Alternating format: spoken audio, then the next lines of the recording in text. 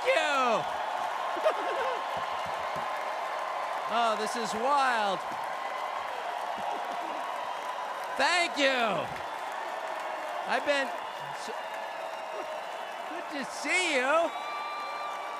Thank you. I feel like I know about half the people in the room. This is wild. What are you doing? Justin Wells. Thank you, guys.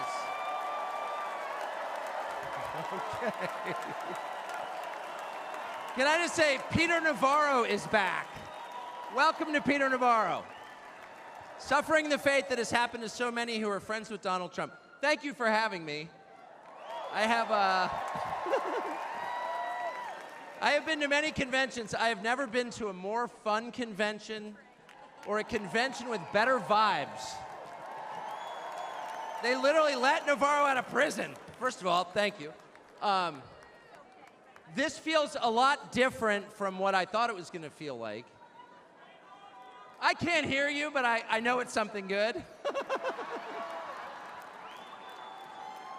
So, I watched the video of what happened in Butler, Pennsylvania about 50 times. I think I was one of about 8 billion people around the world who watched it. And the more I watched it, the more it struck me that everything was different after that moment. Everything. And this convention is different. The nation is different. The world is different. Donald Trump is different.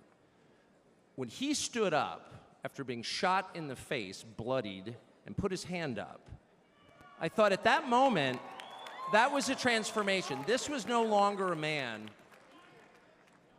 Well, I think that. I think it was divine intervention. But the effect that it had on Donald Trump, he was no longer just a political party's nominee or a former president or a future president. This was the leader of a nation. And I think there's a difference. I've spent most of my life in Washington where the president is at the top of the pyramid, everyone wants to be the president. But if you think about it, the presidency comes with great power, obviously. But if you think about it, that is a title that is bestowed by a process of some sort that can be subverted.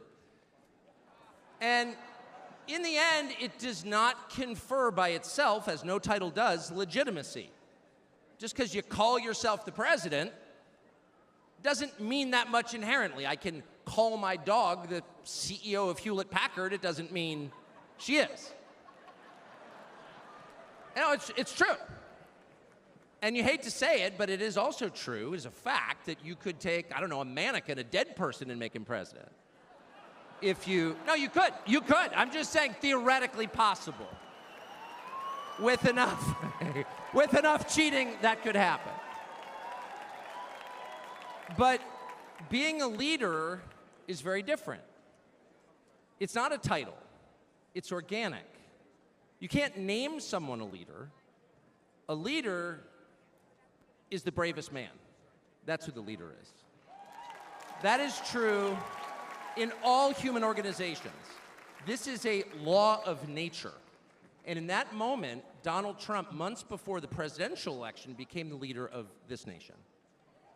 That was the most obvious to me.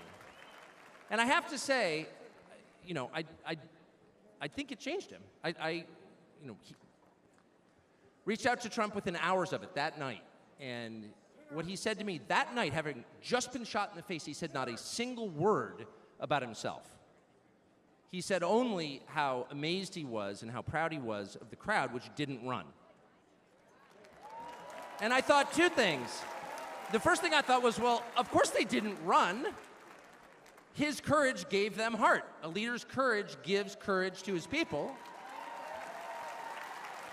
And the second thing I thought was, this is the selfish guy I've been hearing about for 9 years, really? Not a word about himself? About his people, period. And the second thing I noticed, which I don't think anyone has remarked upon in public, but I'm just going to since I don't have a script, like why not, is that he turned down the most obvious opportunity in politics to inflame the nation after being shot. To inflame the nation, which is an opportunity that almost every other politician I've ever met, and certainly his opponents, would have taken instantly. And they would have said, well, what is this? How did he get shot? Like, how did this happen? And those are real questions that we have to get to the bottom of. But in the moments, the days, the week after the shooting, he did not say that. He did his best to bring the country together, and I thought, this is the divisive figure, this is the irresponsible person. No. This is the most responsible, unifying behavior of a leader I think I've ever seen. So the question is, where is he leading us? And I could go on for hours, but let me just sum it up. I do think the entire point from the famous escalator ride 9 years ago until today of Donald Trump's public life has been to remind us of one fact, which is a leader's duty is to his people, to his country, and to no other. That's the point. That's the only point. And another word for this is democracy. Democracy, in case you're a little sick of being beaten in the face with democracy on television, actual democracy is the proposition that the citizens of a country own that country. They're not renters, they're not serfs, they're not slaves, they are the owners of the country. And for that to be true, their leaders have to represent them, which is another way of saying they have to do what the people want them to do, or a close approximation thereof. But if they completely ignore what people want, not just 1 year, but generationally, say for 50 years, then it may be, I don't know what, it's not a democracy. And so I think the entire Trump project, paradoxically, is attacked as an enemy of democracy, is to return democracy to the United States. Hey, let's pay attention to what people actually want. And the lack of interest in that question in Washington is something that ultimately drove me out of the city after 35 years. Lawmakers stepping over the prostrate bodies of their fellow citizens ODing on drugs to go cast votes to send money to some foreign country. Yeah, actually, we've lost more Americans from drugs in the past 4 years than we lost in World War II. Yeah, our bloodiest war. More than we lost in World War II. Does anybody care? It is pathetic. It is pathetic. And do you hear a single word from Washington about doing anything about it? We know where the drugs are coming from. We know the supply routes. The U.S. military spent billions bombing the Ho Chi Minh Trail. You don't see our commander-in-chief suggesting that we use our military to protect our country or the lives of its citizens. No. That's for Ukraine. And it's too much, actually. It's too insulting. It's too insulting. It's a middle finger in the face of every American. It's a very clear statement, which is unmistakable. And that is, we don't care about you. And Donald Trump, whatever you say about him, and I think he's a wonderful person. I know him well. By the way, the funniest person I've ever met in my life, actually. You can't be funny without perspective or without empathy, which is true. But everything else about Trump aside, he actually cares because he's interested in the people who live here because that's his job. A father's job, his duty is to his family. An officer's duty is to his men. A president's duty is to his citizens. And he seems to be the only one who thinks that. And in his choice for vice president, J.D. Vance, he's made that really clear. J.D. Vance, I'll say this about him, is a thoroughly decent man, and I'll just admit it, a friend of mine, one of the very few politicians in Washington who actually is very close to his own wife, which is wonderful to see. And she's wonderful, actually. But J.D. Vance has views that are closer to Trump's voters than anyone else in Washington in office. Therefore, he's the vice president. That's called democracy. So I will stop on just one point, and that is what's happened over the past month since the debate, and particularly on Saturday in Butler. I think a lot of people are wondering, what is this? This doesn't look like politics. Something bigger is going on here. I think even people who don't believe in God are beginning to think, well, maybe there's something to this, actually. And I'm starting to think it's going to be okay, actually. I do think that. In the day after the midterm elections in 2018,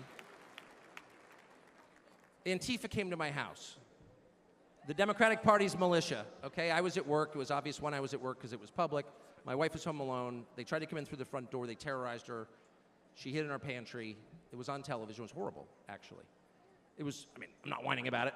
It wasn't getting shot in the face, but it wrecked our day. And the next morning, we're lying in bed, and the phone rings for my wife, and it's Donald Trump, who's not like a regular text buddy of Donald Trump's. She picks it up, hello? Susie, it's Donald Trump. And it's coming through, I could hear it. You know, I'm lying in bed, whoa. And the first thing he says is, I'm gonna stand guard outside your house. And she goes, oh, it's so nice. And he says, I'll never forget this as long as I live. He says, you know, there's a lot of hate out there. And she said, you know, there is, Mr. President. And then he says, but there's a lot of love. There's a lot of love. And we are seeing that love. I don't think it's human love. And I'll just stop with this. I'm not always convinced that I'm on the right side. I've been on the wrong side many times. You'll never hear me say, I'm on God's side, or God's with me, or even I'm with God. I want to be, not sure I am. But I will say this unequivocally and conclusively. God is among us right now. And I think that's enough. God bless you. Ladies and gentlemen,